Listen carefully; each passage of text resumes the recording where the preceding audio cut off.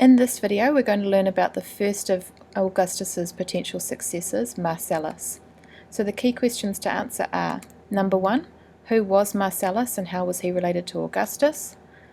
Number 2, how did Augustus promote him as a potential successor?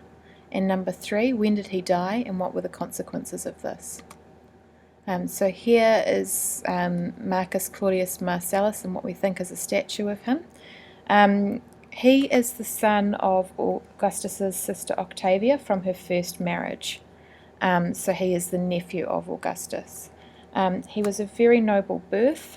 He had good connections on his father's side, so it allowed him some good support.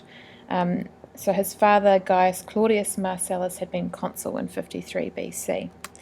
And he was one of Augustus's closest male relatives. And so he was kind of like a substitute son, since Augustus wasn't able to have a son, and probably the original intended successor. So he used him for political purposes from a very young age. For example, he was engaged to a daughter of Sextus Pompey when Augustus Octavian needed to make peace with him. And as he grew older, he was often seen in public with Augustus.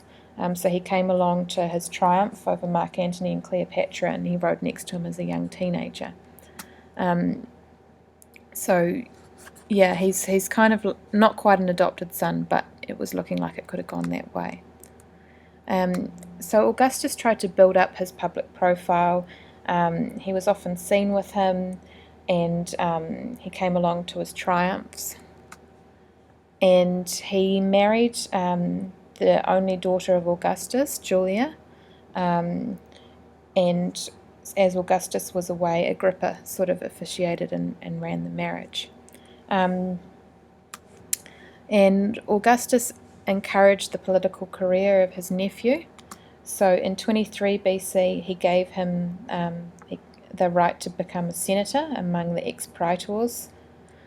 He allowed him to stand for the consulship 10 years earlier than he had to be, and he had him elected as aedile. He was also appointed to the College of the Pontiffs, so he was made a pontifex. And to celebrate this, he gave a magnificent spectacle. Obviously, Augustus would have assisted him financially with this, and he also funded a theatre at Rome, which is still named after him, and it's sort of become an apartment block now, but you can still see it in Rome. However, in the year of his aedileship in 23 BC, he became ill and died at Baiae, which is sort of a seaside resort in Italy. And his death is ascribed to Livia by hearsay, so we don't have any proof, but she tends to get a lot of the blame for it. And those of you who have studied the Aeneid, and the rest of us will see, he's praised and lamented in Virgil's Aeneid. So he sort of has great potential, or is said to have had great potential as a future leader. And when this was read out, Octavia, his mother, is said to have fainted in grief.